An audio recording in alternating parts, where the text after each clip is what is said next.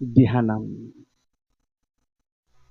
যি নাম সাম্প্ৰতিক সময়ত অতি জনপ্ৰিয় হৈছে, বহুল প্ৰচাৰ হৈছে, প্ৰসাৰ হৈছে, আৰু যি নামে অসমীয়া সংস্কৃতিক বৰ্তমান সময়ত বা সাম্প্ৰতিক কালত আমাৰ গ্ৰাম্য সমাজতেই হওক বা চহৰাঞ্চলতে হওক, শিল্পীসকলক, বৈষ্ণৱসকলক সমন্বয়ৰ ধ্বজা বহন কৰিবলৈ সক্ষম হৈছে, সেয়াই হৈছে বৰ্তমান কালত দিহানাম। আপোনালোকে জানে, আত্মা আৰু পৰমাত্মা, যি নামে আত্মাই পৰমাত্মাৰ সান্নিধ্য লাভ কৰাৰ দিহা দিছে, যি নামে জীৱ উত্তৰণ হোৱাৰ দিহা দিছে, যি নামে জীৱই পৰম তত্ত্ব লাভ কৰাৰ দিহা দিছে, সেয়াই হ'ল দিহা। আৰু আমি নাম লৈছোঁ, কাৰ নাম? প্ৰভুৰ নাম। গতিকে এই দিহা নামেই হৈছে আমাৰ হৃদয়ত থকা জীৱাত্মাক পৰমাত্মাৰ প্ৰতি জাগৃত কৰাৰ প্ৰধান ব্যৱস্থা। আপোনালোক সকলোৱে জানে যে আউনীআটীয় সত্ৰাধিকাৰ বৈষ্ণৱ পণ্ডিত ডক্টৰ শ্ৰী শ্ৰী পীতাম্বৰদেৱ গোস্বামী প্ৰভুৱে অসমৰ নাম ইতিহাস বুলি এখন গ্ৰন্থ প্ৰণয়ন কৰিছে, আৰু সেই গ্ৰন্থখনত বৈষ্ণৱ সংস্কৃতিৰ অন্তৰ্ভুক্ত 55 বিধক নামক বৈষ্ণৱ পণ্ডিতগৰাকীয়ে উল্লেখ কৰিছে। আৰু এই দিহানামকে তেখেতে সন্মোহনী নাম হিচাপে চিহ্নিত কৰিছে বা প্ৰাধান্য দিছে, যে দিহানামে মানুহক সন্মোহনী কৰি ৰাখিব পাৰে, যি দিহানামে মানুহক নামৰ হৃদয়ংগম কৰাৰ জৰিয়তে এখন উশৃংখল সমাজ শৃংখলাবদ্ধ কৰাৰ বাবে অগ্ৰণী ভূমিকা গ্ৰহণ কৰিব পাৰে, এই কথাও বহু পণ্ডিতে ইতিমধ্যে ব্যক্ত কৰিছে। তেনেভাগী মহান অনুষ্ঠান আপোনাসকলে ইয়াত আয়োজন কৰিছে, আৰু পৰম শ্ৰদ্ধাৰ নামৰ পূজাৰী সদৃশ, নাম মন্দিৰৰ পূজাৰী সদৃশ শিল্পীসকলে ইয়াত পৰিৱেশন কৰিব, আৰু আমি ভাবিম এই পবিত্ৰ স্থানত ভগৱন্তৰ অমৃতময় গুণনামত ইয়াত মহাপ্ৰভু বিৰাজমান হ'ব, আৰু মহাপ্ৰভু বিৰাজমান হোৱাৰ ব্যৱস্থাৰ মাধ্যমেৰে আমাৰ হৃদয়ত থকা নেতিবাচক চিন্তাবিলাক কিঞ্চিত মান হ'লেও পৰিসমাপ্তি ঘটি আমাৰ হৃদয়ত ইতিবাচক সত্তাই ঠাই লয়। আমি কেতিয়াবা নামত গাওঁ, মনলৈ আহিছে এটা কথা, যে বৃন্দাবনত কৃষ্ণ নাই বৰ্তমান। আমাৰ বহু শিল্পীয়ে গাই গৈছে, নালাগে বৰদোৱালৈ যাবলৈ, নালাগে বৰপেটা পাবলৈ, গৃহৰ মধ্যে থাকি 4 শাস্ত্ৰ জাপি হৃদয়ত পাবা তুমি ভগৱন্তৰ অমৃতময় স্থিতি। অৰ্থাৎ আপোনালোকে জানে, আজি যি স্থানত ভগৱন্তৰ অমৃতময় গুণনাম চৈতন্য কৰা হ'ব, একান্ত ভকত সবে নিৰ্গুণ কৃষ্ণৰ গুণ গাৱে সদা বসিয়া যথাত, বৈকুণ্ঠকো পৰিহৰি যোগীৰ হৃদয়েদি থাকা হৰি সাক্ষাতে তথাত। ভগৱন্তক আপোনালোকে বৈকুণ্ঠৰ পৰা এই স্থানলৈ লৈ আহিব। শিল্পীসকলে গাইছে, এই নামৰ মহিমা শুনি তপস্যায়ে ৰিলে মুনি, যোগীয়ে এৰিলে যোগ ধ্যান, গকুলৰ গোপীয়ে এৰিল ভাতে পানী, কৃষ্ণতে অৰ্পিলে প্ৰাণ। তেনে অমৃতময় নামক ইয়াত চৰ্চা কৰা হ'ব, আৰু এই নাম চৰ্চাৰ মাধ্যমেৰে আমাৰ এটা সাংগীতিক পৰিৱেশ সৃষ্টি হ'ব, আৰু এই সাংগীতিক পৰিৱেশে আমাৰ মাজত উশৃংখলতা নিৰাময় কৰিব। শ্ৰদ্ধেয় বিচাৰকসকলে খুব সুন্দৰভাৱে বিচাৰ বিবেচনাই তেখেতলোকে অনুষ্ঠান লৈ যাব আগবঢ়াই। আপোনাসকল সুন্দৰ পূজাৰীসকলে নাম পৰিৱেশন কৰাৰ মাধ্যমেৰে দিহানামৰ আমাৰ এই সত্তাটো জীয়াই ৰাখিব বা আপোনাসকলে জীপাল কৰি ৰাখিব।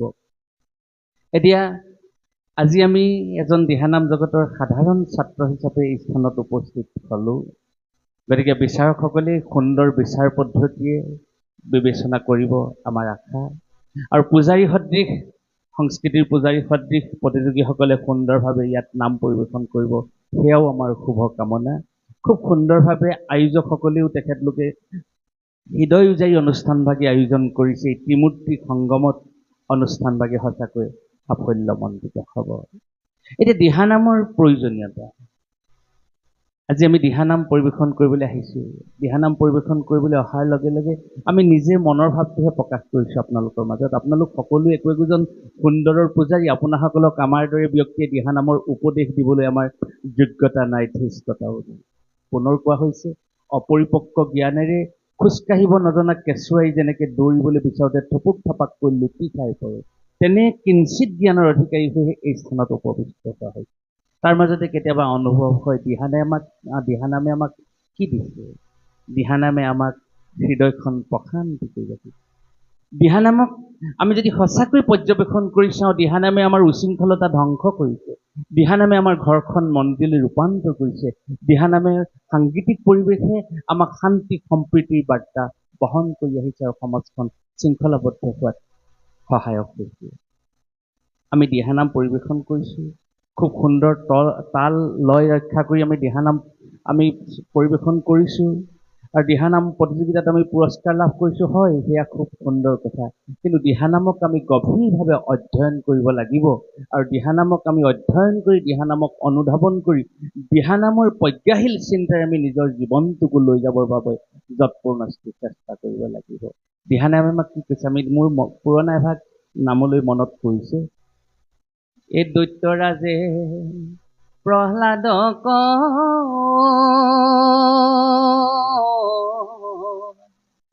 নানা শাস্তি দিলে,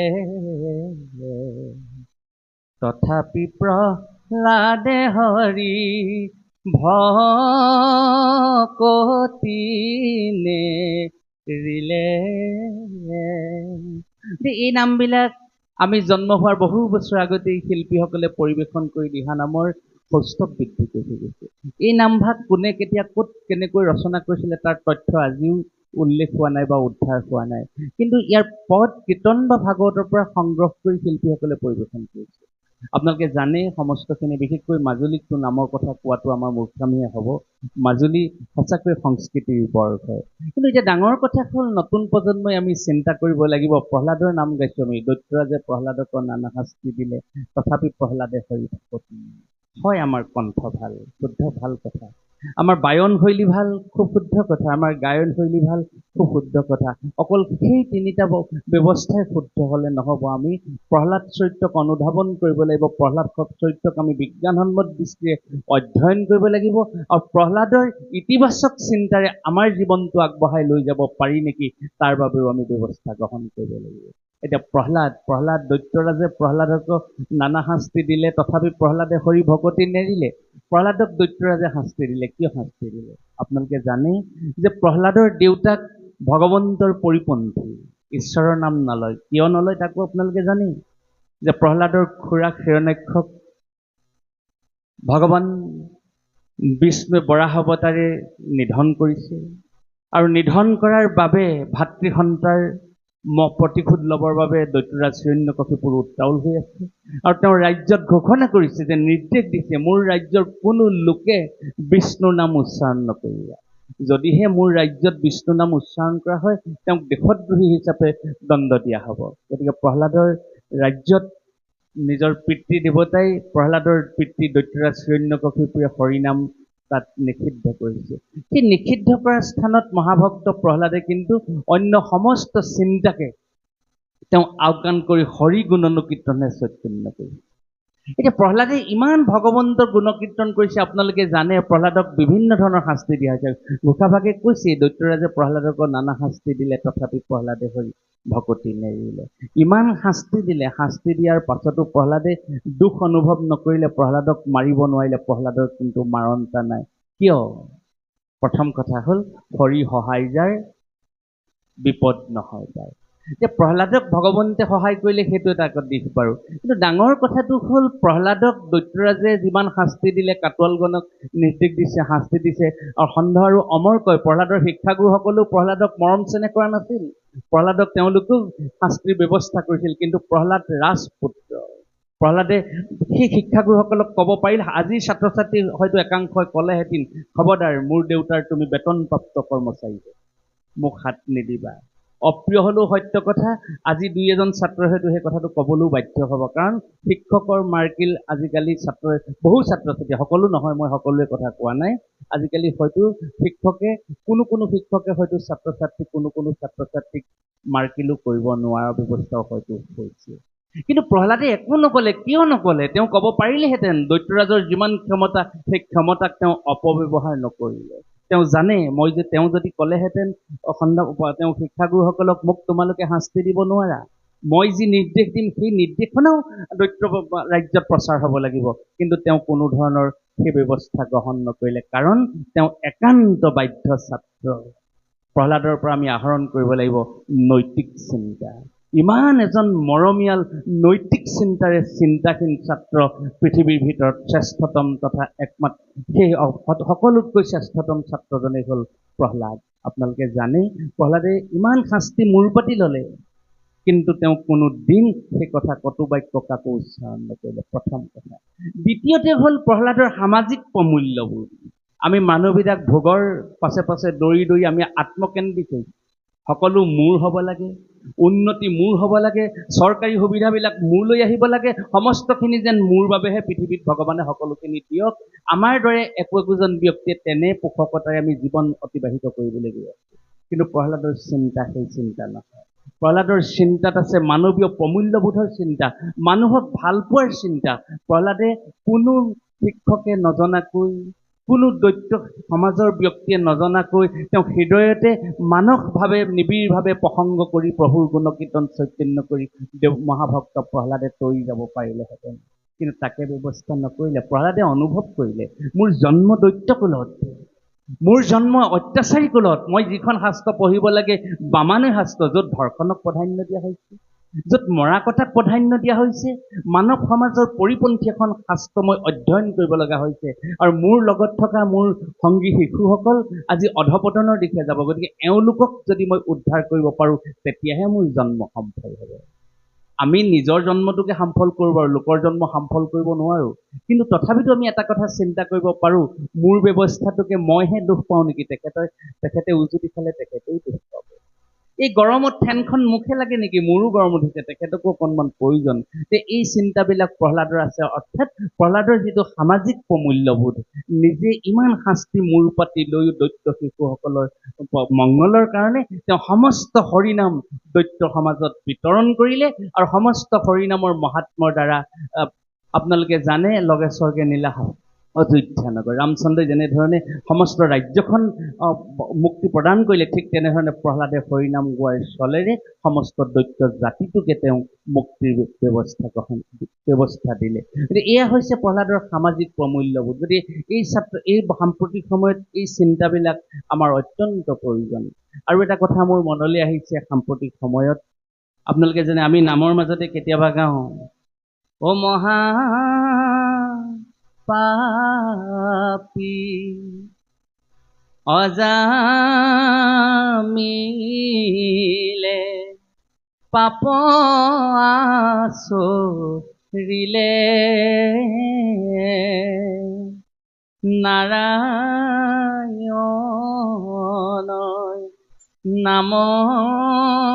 নামলৈয়া বৈকুণ্ঠে চলিলে মোৰ হৰি বৈকুণ্ঠে চলিলে। এতিয়া আপোনালোকে সমস্তজনে জানে যে এজন ব্ৰাহ্মণ কুলত জন্ম হোৱা শিশু কালক্ৰমত তেওঁ এনে এজন অত্যাচাৰীলৈ ৰূপান্তৰ হৈছে, সেয়াই হ'ল অজামিল। অজামিলৰ দৰে কোনো পাপী সেই সময়ত পৃথিৱীত নাই। স্বয়ং ধৰ্মৰাজেও চিন্তা কৰিবলগীয়া হৈছে যে অজামিলক মই যেতিয়া মৃত্যুদণ্ড দিম, অজামিলক কোন ঠাইত ৰাখিম। যে অজামিলৰ কাৰণে কঠোৰতকৈ কঠোৰতম, যাক ৰৌৰৱ নৰক বুলি অভিধানে কয়, তেনে নৰকত অজামিলৰ দেহটো বা আত্মাটো যমৰাজাই তাত সংস্থাপন কৰিব, আৰু তাৰ কাৰণে নতুনকৈ নৰক নিৰ্মাণ কৰাৰ চিন্তা কৰিব লগা হৈছে। কিন্তু সেই অজামিলে নৰক যাত্ৰা নকৰিলে, যাত্ৰা কৰিলে বৈকুণ্ঠলৈ। কিয়? ইয়াৰ তাত্ত্বিক ৰহস্যটো আমি উপলব্ধি কৰিব লাগিব। বিশেষকৈ সাম্প্ৰতিক সময়ত ছাত্ৰ সমাজৰ বাবে এই কথাবিলাক অতিকে প্ৰয়োজন। যিটো সময়ত কিছুমান নেতিবাচক চিন্তাই বা নেতিবাচক কৰ্মই মানৱ জীৱনৰ বাবে ভাবুকি হৈ পৰিছে। এই অজামিল আখ্যানৰ দৰে আখ্যানবিলাক আমি দিহানামৰ মাধ্যমে পৰিৱেশন কৰি আহিছোঁ আৰু দিহানামৰ মাধ্যমে পৰিৱেশন কৰি অহাৰ মাজতে যদি নতুন পুৰুষে চিন্তা কৰিব পৰাকৈ বা নতুন পুৰুষে যদি চিন্তা কৰাৰ বা নতুন পুৰুষে গৱেষণা দৃষ্টিৰে যদি ইয়াক অধ্যয়ন কৰাৰ ব্যৱস্থা কৰে, তেতিয়াহে আমি দিহানামৰ প্ৰকৃত সংজ্ঞা লাভ কৰা হ'ব বুলি আমাৰ দৰে ব্যক্তি আমাৰ বোধগম্য হয়। আপোনালোকে জানে যে মহাপাপী অজামিলে পাপ আচৰিলে নাৰায়ণৰ নাম লৈ বৈকুণ্ঠত লাগে। আমি সমস্তজনে জানো যে মহাপাপী আজামিলে ইমানখিনি পাপ আহৰণ কৰিলে। তেওঁ যিমান পাপ আহৰণ কৰিলে পৃথিৱীত কোনো দ্বিতীয় ব্যক্তিয়ে ইমানখিনি পাপ অত্যাচাৰী কৰ্ম কৰাই নাই, অজামিলে কৰিলে। কিন্তু অজামিলে কৰাৰ পাছত অজামিল বৈকুণ্ঠলৈ গুচি গ'ল। কিয় গুচি গ'ল? অজামিলে নাৰায়ণ বুলি মাতিলে মৃত্যুৰ সময়ত। এতিয়া অজামিলে যেতিয়া নাৰায়ণ বুলি উচ্চাৰণ কৰিলে অজামিলৰ সমস্ত পাপ খণ্ডন হ'ল। খণ্ডন হ'ল কিয়? যে ভগৱন্তৰ অমৃতময় গুণনাম মৰণৰ সময়ত তেওঁ ল'লে। যিমান পাপ কৰিছিলে সিমান পাপ নালাগে, আৰু পাপ কৰা হ'লেও খণ্ডন হ'লহেঁতেনহে, কাৰণ তেওঁ সময়ত নাৰায়ণৰ নাম উচ্চাৰণ কৰিবলৈ শক্তি লাভ কৰিলে। এতিয়া এইখিনি যেতিয়া প্ৰশ্নবোধক হ'ল, আমাৰ ভগৱান উপাস্য দেৱতাজন সৰ্বগুণাকৰ, সৰ্বনিয়ন্তা, সমস্ত জানন্তা তেওঁ। কিন্তু অজামিলে মাতিছিলে 10 পুত্ৰৰ মাজত এজন পুত্ৰক। আপোনালোকে জানে অজামিলৰ 10জন পুত্ৰ। 10জন পুত্ৰৰ মাজত সৰুজন পুত্ৰক তেওঁ খুব মৰম কৰে। সৰু পুত্ৰৰ প্ৰতি তেওঁ মমতাটো অলপ বেছি। গতিকে বাৰে বাৰে অজামিলে নিজৰ সৰু পুত্ৰক কাষলৈ মাতি থাকে। ভাগৱততো কৈছে, খাওঁতে পিন্ধোতে প্ৰতি মুহূৰ্ততে অকল সৰু পুত্ৰক মাতি থাকে, নাৰায়ণ নাৰায়ণ বুলি মাতি থাকে। গতিকে নাৰায়ণ বুলি সৰু পুত্ৰকহে তেওঁ মাতিছিলে, ভগৱন্তকতো তেওঁ মতা নাছিল। আমাৰ ভগৱন্তৰ ক'ৰবাত ভুল হ'ল নেকি যে মোকতো নাই মতা? আপোনালোকে আমাক আমাৰ দৰে মহামূৰ্খমতী এজন ক্ষুদ্ৰমান প্ৰাণীক আপোনালোকে কমলা গগৈ বুলি এই স্থানলৈ মাতি আহিছে। কমলা গগৈ হয় জাজিৰ পৰা অহা হৈছে, কিন্তু আপোনালোকৰ মাজুলীতো কোনোবা কমলা গগৈ থাকিব পাৰে, সেইটোতো অস্বাভাৱিক নহয়। বিষ্ণুদূতসকলে চিন্তা কৰিব লাগিছিল যে আমাৰজন নাৰায়ণক মতা নাই, মাতিছে কাক? তেওঁলোকৰ সৰু পুত্ৰক মাতিছিল। এইটো কাৰোবাৰ ভুল হ'ল নেকি? আচলতে ভুল নাই হোৱা। এই ব্যৱস্থাটোকে, এই কথাটোকে যদি আমি নতুন প্ৰজন্মই বৰ্তমান সময়ত অনুধাৱন কৰাৰ একদম উপযুক্ত তথা সময় আহি পৰিছে। আপোনালোকে জানে, মই খালি নতুন পুৰুষৰ আমাতকৈ যিসকল কনিষ্ঠতম ছাত্ৰ ছাত্ৰী তেওঁলোকৰ বাবেহে কৈছোঁ, জ্যেষ্ঠসকলৰ বাবে অকণমানো কোৱা নাই, দায় দোষ নধৰিব। আপোনালোকে জানে মহাপাপী অজামিলৰ শিশুকালটো তেওঁ এজন অতিকে অমায়িক শিশু। দেৱশিশু ব্ৰাহ্মণজনে পিতৃ মাতৃক বৰ শ্ৰদ্ধা কৰে। এতিয়া পিতৃ মাতৃক ইমানেই শ্ৰদ্ধা কৰে, পিতৃ মাতৃয়ে যদি অন্ন গ্ৰহণ নকৰে, অজামিলেও সিদিনা অন্ন গ্ৰহণ নকৰে। শ্ৰৱণ কুমাৰৰ দৰে অন্ধ পিতৃ মাতৃক লৈ শ্ৰৱণ কুমাৰে যেনেধৰণে দেশান্তৰে ঘূৰি ফুৰে, মহাভক্ত পিতৃভক্ত অজামিলেও তেনেধৰণে পিতৃ মাতৃক লৈ ঘূৰি ফুৰে। পিতৃ মাতৃ 7টা জন্মৰ অন্ধ, আলোক আৰু আলোকী। অজামিল জন্ম হ'ল। পিতৃ মাতৃয়ে ভাবিলে যে আমাৰ বাবে এই সন্তানটিয়ে নিজৰ জীৱন যৌৱন জলাঞ্জলি দিছে, গতিকে আমি আৰু এওঁৰ কাৰণে হেঙাৰ হৈ থাকিব নালাগে, আমি মুক্তিৰ ব্যৱস্থা কৰোঁ, আমি দেহ ত্যাগ কৰিম, পুত্ৰক আমি বৰ দিম। পিতৃ মাতৃ দুয়োৱে চিন্তা কৰিলে, পুত্ৰৰ সেৱাত তেওঁলোক সন্তুষ্ট হৈছিল। আৰু সন্তুষ্ট হৈ তেওঁলোকে নিজৰ পুত্ৰক কৈছে যে হে বাচা, তুমি স্নান কৰি আহা, আমি তোমাক বৰ দিম। পিতৃ মাতৃৰ নিৰ্দেশক শিৰোগত কৰি মহা শিশু অজামিল স্নান কৰিবলৈ গৈছে। দেৱঋষি নাৰদে সমস্ত বিষয়টো জানিছে, উপলব্ধি কৰিছে, বুজি পাইছে। তেওঁ দেৱৰাজ ইন্দ্ৰক গৈ কৈছে যে তুমি জানানে, মৰতত এটা ডাঙৰ ঘটনা হ'ব, তোমাৰ কিন্তু অমৰাৱতীও নাথাকিব। দেৱৰাজ ইন্দ্ৰই সুধিছে কি হ'ব? যে অজামিলে পিতৃ মাতৃক কেনেকৈ ভকতি কৰিছে, পিতৃ মাতৃ সন্তুষ্ট হ'ব আৰু বৰ দিব। বৰ দিলে তোমাৰ যদি অমৰাৱতীখনকে লয়, তেতিয়াহ'লে দেখোন তোমাৰ অমৰাৱতী নাথাকিব। আপোনালোকে জানে, তেতিয়া দেৱৰাজ ইন্দ্ৰই নাৰদক কৈছে যে মই অজামিলক হত্যা কৰিম। নাৰদে কৈছে তুমি হত্যা কৰিব নোৱাৰা, কাৰণ তুমি হত্যা কৰিলে ব্ৰহ্মবধি পাপত লিপ্ত হ'বা, শিশু হত্যাকাৰী পাপত লিপ্ত হ'বা, গতিকে তুমি অজামিলক হত্যা কৰিব নোৱাৰা। কি কৰিম তেতিয়াহ'লে মই দেৱঋষি, তুমি উপায় দিয়া। নাৰদে এটা বুদ্ধি দিলে যে তোমাৰ গাত যিমানখিনি তোমাৰ ওচৰত শক্তি আছে, সমস্ত অপশক্তিবিলাকে তুমি অজামিলক পিতৃ মাতৃৰ প্ৰতি শ্ৰদ্ধা ভকতি শূন্য কৰা, অঁতৰাই আনা। অৰ্থাৎ আপোনালোকে জানে, হৰি গুণনাম অৰ্থাৎ নাৰায়ণৰ নামৰ মহাত্মা প্ৰকাশ কৰিবৰ বাবে ভগৱন্তৰ ইচ্ছাত নাৰদে সেই কৰ্ম কৰিছে। পিতৃ মাতৃৰ কথা অজামিলে পাহৰিলে। স্নান কৰি তেওঁ সন্মুখত দেখিলে যে কেইবাগৰাকীও দীপলীপ কন্যা বেশ্যা তেওঁৰ সন্মুখত দেখিলে আৰু তেওঁলোকক দেখাৰ লগে লগে অজামিলে পিতৃ মাতৃৰ কথা পাহৰি বেশ্যাৰ সংগ ল'লে। পিতৃ মাতৃ বহুত সময় অজামিল নাই অহা চিন্তা কৰি তেওঁলোকে আত্মজাহ দিবৰ বাবে প্ৰস্তুত হ'ল। আৰু প্ৰস্তুত যেতিয়া হ'ল তেওঁলোকে দিব্য দৃষ্টি ঘূৰাই পালে আৰু সন্মুখত দেখিলে স্বয়ং নাৰায়ণ। নাৰায়ণে নিজৰ ৰূপ ধাৰণ কৰি অজামিলৰ পিতৃ মাতৃক কৈছে যে তোমাৰ লোকৰ আজি এই 7টা জন্মৰ জন্মান্ধৰ জীৱনৰ পৰিসমাপ্তি ঘটিছে আৰু বৈকুণ্ঠলৈ যোৱাৰ প্ৰশস্ত হৈছে। তোমালোক বৈকুণ্ঠলৈ যাত্ৰা কৰা। পিতৃ মাতৃ বৈকুণ্ঠলৈ গুচি গ'ল আৰু অজামিলে আপোনালোকে জানে অজামিল মহাপাপত লিপ্ত হ'ল। এতিয়া কথা হ'ল অজামিলৰ দৰে এজন মহাপাতকী যিজন মানুহে শুই উঠাৰ পৰা আকৌ ৰাতি বিচনাত উঠালৈকে একমাত্ৰ সমাজৰ বাবে পৰিপন্থী কৰ্মকে চিন্তা কৰে, মানুহক হত্যা কৰিব লাগে, হিংসা সন্ত্ৰাস সৃষ্টি কৰিব লাগে, ধৰ্ষণ কৰিব লাগে, অনতি কৰ্ম কৰিব লাগে, এই চিন্তাকে কৰি থকা ব্যক্তিজনে নিজৰ পুত্ৰৰ নামটো অঘাসুৰ, বকাসুৰ, মহিষাসুৰ ৰাখিব পাৰিলেহে লাগিলে। কিন্তু নাৰায়ণৰ দৰে পৰম পবিত্ৰ নাম ৰাখিবলৈ শক্তি ক'ত পালে? এইটোৱে হৈছে আমাৰ জীৱনৰ বাবে ডাঙৰ কথা। তেওঁ ডাঙৰ পুণ্য সঞ্চয় কৰি গ'ল, অৰ্থাৎ শিশু অৱস্থাতে তেওঁ পিতৃ মাতৃক অতিকৈ শ্ৰদ্ধা আৰু ভকতি কৰিলে। পিতৃ মাতৃ পৰম সন্তুষ্ট হ'ল আৰু পিতৃ মাতৃ পৰম সন্তুষ্ট হোৱাৰ বাবে তেওঁ নিজৰ পুত্ৰৰ নাম ভগৱন্তৰ নাম ৰাখিবলৈ সক্ষম হ'ল, সৌভাগ্য লাভ কৰিলে আৰু বাৰে বাৰে সেই কি ভগৱন্তৰ অমৃতময় লীলা, পিতৃ মাতৃৰ আশীৰ্বাদত সেই পুত্ৰকে তেওঁ বাৰে বাৰে নিজৰ মমতাৰে অৰ্থাৎ নিজৰ মায়াৰে বা নিজৰ ইচ্ছাৰে নিজৰ হেঁপাহেৰে নাৰায়ণৰ নাম আওপকীয়াকে হ'লেও ল'বলৈ বাধ্য হ'ল। ইয়াৰ অন্তৰালত আছে পিতৃ মাতৃৰ প্ৰতি থকা অচলা ভকতি। অপ্ৰিয় হ'লেও সত্য কথা, কোনোৱে দুখ নধৰিব।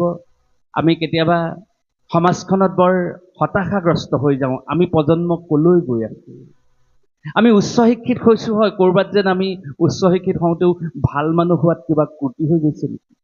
আমি ইমান ব্যস্ত হৈ পৰিছোঁ যান্ত্ৰিক যুগত। হয়, ব্যস্ততা আমাক লাগিবই, কিন্তু পিতৃ মাতৃক পাহৰি জানো ব্যস্ততা জীৱনৰ মূল্য আছে? নাই। গতিকে সেইকাৰণে অজামিল আখ্যানে আমাক কি কৰিছে? আমি বহুত ধন দৌলত গঢ়িব পাৰোঁ, আমি বিদ্যাৰ্থিনী শিক্ষাৰে মহামান্য শিখৰত আমি আহৰণ কৰিবগৈ পাৰোঁ, কিন্তু পিতৃ মাতৃৰ প্ৰতি আমাৰ অচলা ভকতি লাগিবই। কাৰণ পিতৃ মাতৃৰ প্ৰতি যদি আমাৰ অচলা ভকতি থাকে, তেতিয়াহে আমি সংকট সময়ত ৰাম বুলিবলৈ আমি সামৰ্থ্য লাভ কৰিম বা সক্ষম হ'ম। এই কথা আমাক অজামিল আখ্যানে বাৰে বাৰে কৈছে। সেইকাৰণে আমাৰ এই আখ্যানমূলক নামবিলাকে আৰু শিল্পীসকলে পৰিৱেশন কৰি আমাৰ অনুষ্ঠানৰ সৌষ্ঠৱ বৃদ্ধি কৰিছে। অকল মনোৰঞ্জনৰ বাবেই নহয়, আমাক হৃদয়ৰঞ্জন কৰাইছে আৰু এই হৃদয়ৰঞ্জন কৰোৱাৰ চলেৰে আমাক মুক্তিপথৰ সন্ধান দিছে। গতিকে তেনে মুক্তিপথৰ সন্ধান দিয়া অমৃতময় দিহানামকে আজি আপোনাসকলে ইয়াত চৈতন্য কৰিছে বা চৈতন্য কৰিব। সকলোৰে জয়যাত্ৰা, এই যাত্ৰা জয়যাত্ৰা হওক, আপোনালোকৰ আশাবিলাক ফুল হওক, আপোনালোক নিজেও সুখী হওক, আনকো সুখী কৰক। প্ৰতিযোগী বহুত আছে, হয়নে সমুদ্ৰ? গতিকে বেছি সময় কথা নকওঁ, অনুষ্ঠানভাগ সঁচাকৈয়ে সৰ্বাংগীন সুন্দৰ হওক, ভগৱানে সকলোকে কৃপা বৰ্ষণ কৰক। সিন্ধুৰা শিল্পী দলে যি মহান আশাৰে এই অনুষ্ঠানভাগ আয়োজন কৰিছে, সকলোলৈকে শুভকামনা জনোৱা হৈছে। প্ৰতিযোগী শিল্পীসকললৈ আমাৰ আন্তৰিক শ্ৰদ্ধা আৰু সেৱা নিবেদন কৰা হৈছে। আজি যি নাম আপোনালোকে পৰিৱেশন কৰিছে, আৰু নাম পৰিৱেশন কৰিবলৈ আপোনালোকক শাৰীৰিক, মানসিক, নৈতিক, বৌদ্ধিক আৰু সাংসাৰিক সকলোকেইটা দিশতে ভগৱানে আপোনালোকক সম্পূৰ্ণ সুস্থ আৰু সবল কৰি ৰাখক। মহামান্য বিচাৰকসকললৈ আমাৰ শ্ৰদ্ধা নিবেদন কৰা হৈছে। সকলোকে শ্ৰদ্ধা জনাই আমি আমাৰ উদ্বোধনীমূলক একাষাৰ ইমানতে সামৰণি মৰা হৈছে। জ্ঞানকৃত অজানকৃত যদি ত্ৰুটি হৈছে, সমস্ত ত্ৰুটি আপোনাসকলে মাৰ্জনা কৰিব। আমি মূৰ্হমতি বিষয়ী জঞ্জালেৰে মেৰিয়াই মেৰিয়াই আমাক যেন একেবাৰে সামৰ্থ্যহীন কৰি তুলিছে। গতিকে তেনে ক্ষেত্ৰত এই স্থানত আপোনাসকলৰ সন্মুখত অকণমান এষাৰ কওঁতে যদি ক'ৰবাত অসুবিধা হৈছে বা ক'ৰবাত যদি দুখ ত্ৰুটি হৈছে, সমস্তখিনি মৰীক্ষণ কৰিব। অপৰাধ আপোনাসকলে ক্ষমা কৰিব। সকলোকে প্ৰণাম জনাই আমাৰ একাষাৰ ইমানতে সামৰণি মৰা হৈছে। জয় গুৰু শংকৰ। আৰু অনুষ্ঠানভাগে সৰ্বাংগীন সুন্দৰ হওক, এই কামনাৰে ভগৱন্তৰ চৰণত প্ৰাৰ্থনা জনোৱা হৈছে। কৃষ্ণ।